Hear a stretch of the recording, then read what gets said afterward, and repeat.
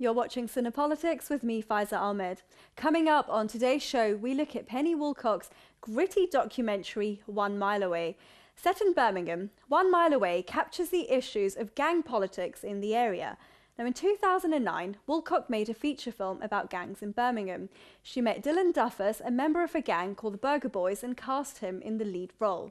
Soon after the film, she was contacted by Shabba, a member of a rival gang known as the Johnsons, who wanted Woolcock to help him put an end to the continuing violence between the two gangs. Now, given her existing relationship with Duffus, Shabba had felt she would be the best person to act as a middleman. And that's how 1 Mile Away came about. Now, the documentary follows the efforts of the two boys as they try and put an end to things. And by no means was this going to be an easy task. Now, throw in the summer riots of 2011, police hostility, gang warfare, a cabinet minister, and things begin to heat up. So can the two gangs ever reach a truce? Let's take a look. On the streets of Birmingham.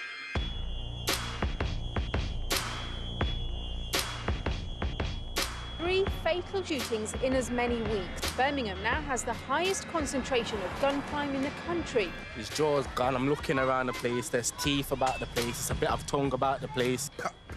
You know, that's a traumatic experience, man. When I see this man, I'm gonna him up. If a man think he can push my button, I'm gonna make an example out of him.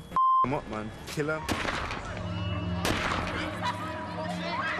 It's never too late to grow, cause I don't wanna feel the same no more. And I don't Man are getting older now, we've got kids in it, you can't be running around gunning down man all your life, so it's time for a change. Done, you're burying your friend and you've done, you're crying, your brother's mum's crying, you can't be living like this, son. This is crazy. 18 and I'm going down for packing a gun. Misled by my elders, I was slanging for funds. Still attacking my lungs, weed smoke got me para, celebrity. We all got together today and said, yo, the beef between Burger Bar and Johnson's is done, it's dead.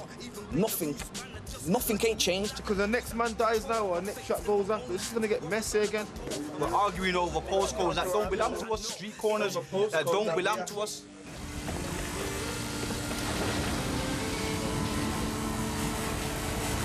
People end up coming together in riots. They have a common enemy. No, I don't want to calm down, I'm upset. I'm upset like the rest of the country, if you haven't noticed. We are mad. In too deep, now it's heading the wrong way.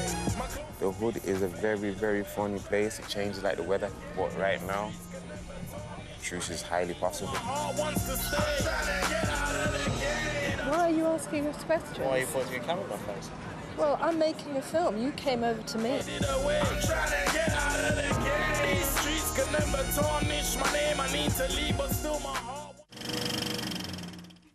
Joining me today to discuss 1 Mile Away, we have Professor Simon Holsworth, UK's leading gang expert, and Amon Warman, film critic for Cineview. Welcome to the show, both of you. Oh. Now, this documentary has had, quite a good reception at the Edinburgh Film Festival. A lot of people have been talking about it. Amon, what did you think of it? I thought it was a very good documentary, well put together and very thought-provoking too.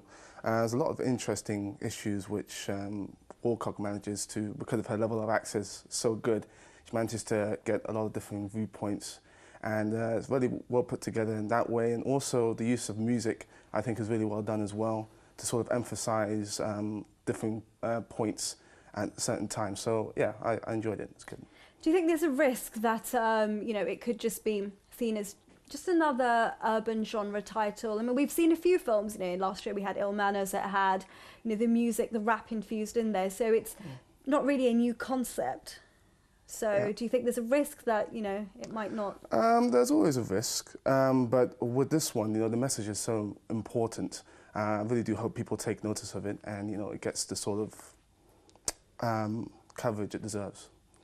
Okay, Simon, I want to bring you in here because you're our leading gangs expert, and I know you've been quite involved with, looking at gangs. I know it's not a word that, they might use to describe themselves, but in Birmingham, what did you think of this documentary? I thought it was a good expose on a very brutal, very destructive world, which unfortunately too many young men inhabit. So yes, it was. He tells you it as it is, and raw, emotional, and they got across the stuff that was animating them: deeply internalized anger, rage, hatred, against what and whom, I think became difficult for them to articulate. But what was clear was what was being done about that was young black men killing each other. Okay, let's just go, back to the beginning, because this documentary is about two rival gangs in Birmingham. They've been divided by, I guess, two postcodes, and that the distance between the two is 1 mile away, hence the title. Why are people getting into these kind of situations, these postcode wars? How did they come about? Well, everyone grows up in an area, they live in an estate, on a street, they go to school together, they share the same common heritage, they've got common histories. When you talk to these guys and sort of say, how do you get to know each other? They grow up together, just like us, they inhabit peer groups, friendship groups. But, working class areas, and it's always been the way, people would always associate with the area you come from, and you will be associated with that area by outsiders. So are these postcode wars the symptom of a greater problem? Much bigger problem here. I mean, I think it's we've got to be careful about dressing it all up as the gangs or the gang wars, and also the postcode wars. Territorialism has always been a feature of British social life, among white communities as much as among black communities. So, this is a feature of everyday life. Now, why this stuff is becoming more dangerous now that weapons are getting involved and people are being shot and there's retribution and people carry, as they say on the street, their beef. And the reasons for this, I think we do need to try and get to. Now, what these two young men were trying to do was to try and get that. Was it simply a question of the postcodes? Well, actually, it was a lot more than that. And he's going to one of these guys and he's trying to say to him, can we just have peace? And the guy's saying, well, why do we want the peace for? Just a peace here, is it going to stop the problem? And there's a genuine sense the problem is much bigger. I'm just going to pause you there. We're going to go to our next clip, where we're going to see the boys meeting Jonathan Powell, the former cabinet minister. James Burnell, who's actually producing this documentary, is the next MP. James says he has somebody who could help us or give us some advice.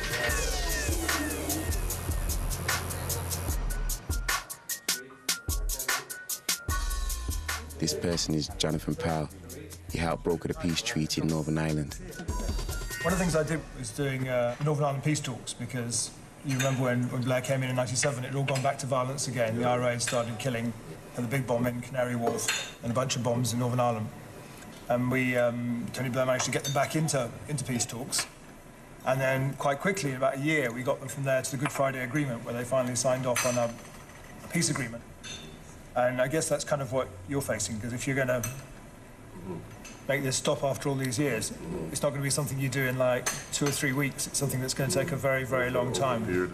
That we're not a threat to the government in terms of we're not going around shooting police. That make it harder for us, whereas the government could look and think, well, they're not bothering us, Yeah, I think that's probably part of the problem. Everyone thinks they're just killing each other. Why would we care? They would like it to stop, but they're not going to invest in it as a way of stopping it, so you'll have to do it yourself. Some of these mans are hard work, man. It's hard work, ignorant, nothing to live for, nothing to look up to, no role models in their lives, so it's hard to get through. It's been this way for so long. It's what they know, it's what they go to bed for, what they wake up for. They're just comfortable in that. They don't see no need for no change or nothing like that. So the hard part is basically getting a vision across of the bigger picture of, what we really should be doing. What I worry about is this whole issue of looking like you're surrendering, because that's always a problem in these circumstances. How you persuade both sides is the big man thing to do is not to shoot someone, it's to actually draw a line now, and we're just not going to have anything from now on. And something will happen, and you need some way of defusing it. Simon, I know that was your favourite clip in the film. How pivotal of a role do you think Jonathan Powell played in this arrangement in trying to call Very truce? little. I thought he was out of his depth totally. I mean, the Northern Ireland conflict, which I thought he got wrong anyway. No, I'm sorry. But what was interesting is he was a politician. The guy that orchestrated that meeting was a politician. Now, I don't think we saw too many. He's actually a producer of who's this a documentary as well. But the question there is what I thought was missing was, where is the reference back to black radical politics? Where were the black politicians? Where were the black intellectuals that could talk for these guys? These guys said they had no role models, no one to look up to. Now, why is that? It's not a question that there is not a history of black radical struggle here or active politics. And there were riots Where in the was 80s in Handsworth. There were riots in the 80s, yeah. And there were riots 2 years ago, and they were also political. Because I think that's what I kind of felt in this documentary, that there was some background that was missing in this, and there were a few questions left unanswered for myself. Eamon, did you get a sense of that? Yeah, I mean, for me, the biggest sort of missed opportunity was that we didn't really get the viewpoints of any of the gang members' parents directly, which I think, I mean, I would have loved to hear some of their responses in terms of what are they doing to keep their kids out of the gang game, are they aware of it, that sort of thing. And because, especially when you consider that some of the viewpoints that we keep hearing, some of them are repeats of what we've already heard, other perspectives would have been really good. And I guess I also wanted to know, I mean, you know, these guys, Dylan has a child who seems, you know, to be quite, I mean, old. And I'd like to know, where are they getting their money from? What are they doing for a living? Exactly. How big are these gangs? Who's in charge of the gangs? And there's a few things that this didn't cover for me, which I guess left a bit of a hole. I want to go back to the point that Amon made about families. You know, government members of the government can say, oh, well, you know, it's up to the families to sort them out. Is it that easy, Simon? Well, we did quite a large research project recently which actually involved interviewing family members of people like this on the, you know, the street. And what we found is their family members, by and large, cared a lot about what was happening, you know. But it would be lovely and convenient for the government to make all this mess a problem of broken families, dysfunctional black families. It's very convenient, but most of the families we interviewed cared deeply about what their kids did. Yes, some of these guys come from what you might call broken families and some abusive families, but most of the guys on the street don't. You know, the street is their natural world. This is where young men in these areas will hang out. They will hang out with their friends.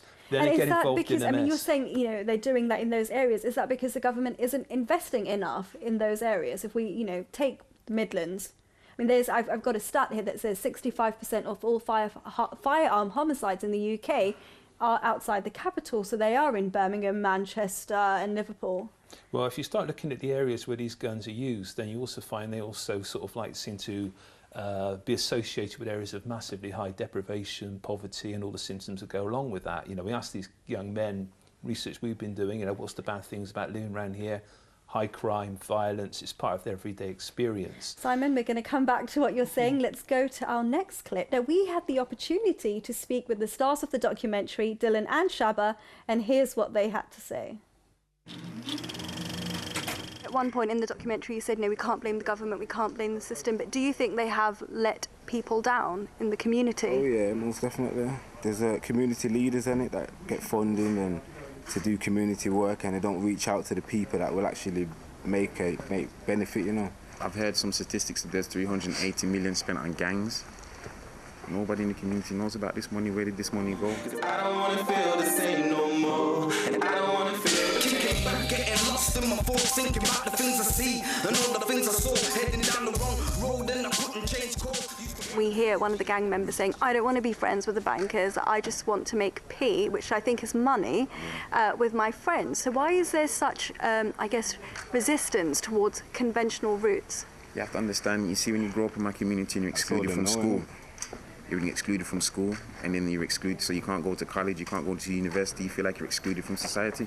So from that exclusion there, that makes you feel like when you see everybody else in this so-called system, you don't want nothing to do with that because they've excluded me from that society. Weak ladder, I was out of control, my fate's in my own hands. What was I never told? I'm living with no limit, limitless. Now that I know it ain't never too late to grow. You know, we hear about these postcode wars, and some people really don't know why they're fighting them, how they started. Could you give us a bit of background into how it all began? That is the problem. It's like I said, it's little arguments and people defending their friends, and it wasn't even their argument. The next thing you know, that person's involved, that person involved. Next thing nobody knows what the argument is, but everybody's got a problem with each other. Now, Dylan said something really interesting about, you know, this money that the government is supposedly investing to tackle the problem with gangs and crime. Well, they're not seeing it, as he said. You know, where is it? Nobody in his community has seen it. Simon, where is it going? Well, I imagine it's going on sort of enforcement predominantly, actually, and sort of various small anti-gang projects designed to stop people joining gangs, as if this problem can simply be condensed into a problem of gangs. I mean, I think that the issue here we have to ask ourselves is, it's a question of a very violent street world. Now, why are people doing all this? Yeah, Okay, so if they don't think they're going to make money through legitimate means, their piece, then they're going to make it illegitimately, and there's big illegal markets there which will help them, yeah? If we consign people to a marginal status in a society which tells them they've got to be men and they've got to have some control and power, they'll find alternative ways to do this, and that's what they're doing, destructive ways, self-destructive ways. So the government solution, is it just to kind of, you know, I've got a quote from the Home Office website that said we need to tackle the cause of gang and youth violence through tough enforcement and a crackdown on those committing crime. So again, they're going back to the police.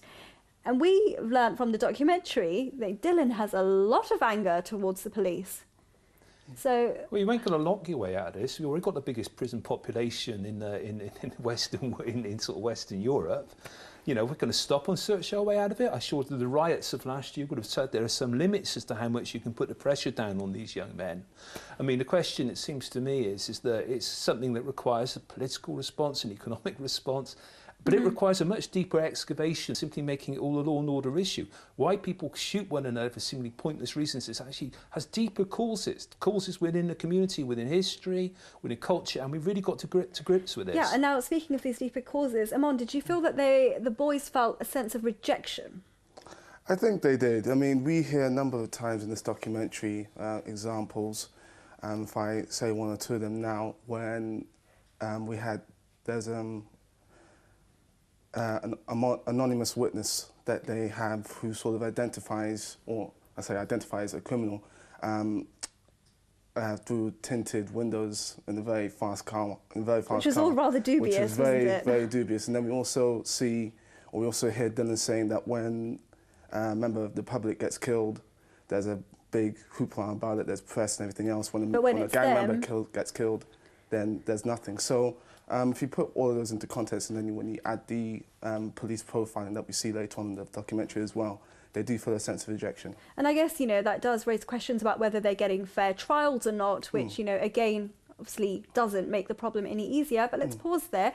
Let's go to our next clip. But we also had the opportunity to speak with the director, Penny Woolcock, at one of the screenings from 1 Mile Away, and take a look at what she had to say. What are you hoping to achieve with this documentary? The point of it was always to see if we could save lives, stop people killing and stabbing each other, and stop young men from going to jail. That's really what it's about. What I've got is the prison records that were made available to the court of Mark Brown, who is the anonymous witness. He's at Brinsford at the detention centre. And you're saying in June that the Johnson boys are after you. They've actually attacked you. You were seen wandering out of some toilets, dazed and bleeding, with your clothes torn. Does that ring a bell? We see the police, you know, they try to stop you in a few scenes, and, you know, you're saying, well, I'm just making a film, and, you know, and I think at one point they said that it would create more problems between the gangs. I mean, why do you think there is so much hostility? And we see Dylan very angry towards the police in the film. Well, you know, what was interesting for me as a white middle-class woman was because of who I was hanging out with, I started to be treated like a young black man, which meant that I was being followed around all the time. And I began to see the police as my enemy, just as they do. And it happened quite quickly, you know. So when I came back to London one day, I wasn't very well. You know, I think it was just exhaustion, really. A friend came round to cook a meal, and when she left, she said, don't worry about seeing me out. I said, no, I've got to padlock my door because the police might kick my door in. So then Nigel Rumford says the idea of cooperating with the police started to become rather attractive to you, didn't it? Yeah, of course. As soon as he started cooperating, he was moved from Brinsford to a different prison. Vulnerable people and stuff, when they find themselves in them situations, do anything they can do to get out of that situation. Jail, it's not a nice place. You understand what I'm saying? Your life, you give your life away to the place that, you know. Who do you hope will watch this documentary? Well, of course, in some ways, you know, the audience here will be an audience who need to know what's going on. We all live together, we're all part of the world. You know, if you live in an inner city or you live in a city, you can be sure that 200 yards from your house is a front line to somebody else, even though you don't see it every day. So, I hope that it informs people, but our main audience is to address young black inner city men, and not just young black men, because if you live in Liverpool in a similar place, you'd be a young white man, or in Glasgow, they're the same things. In the East End, it'd be Bengali kids. So the kids who are starting to think that it's glamorous to be in a sort of criminal lifestyle, and they don't realise that, as Zimbo says, you don't want to be our age when you decide to fix up, and half your friends are dead, the other half are doing life in jail, and maybe you've done some bad things, you know, that give you dreams. I was quite surprised by something Penny said, that, you know, when she was filming this documentary, that, you know, though she's a middle-class white woman, she was treated like a young black boy. Are you shocked by that? I think it must become as a bit of a surprise to suddenly find yourself part of a suspect community, yes. But it was quite clearly then, as the police were getting more paranoid with the activities of these young men, as you got drawn into that net. Now, going back to the police, you know, there is obviously a lot of anger. How did the two kind of come together, and especially during the riots? I mean, you know, we see Dylan trying to interact with the police officers in the documentary, and he's saying, you know, they're treating me like I'm not here. And this is a problem that we always have.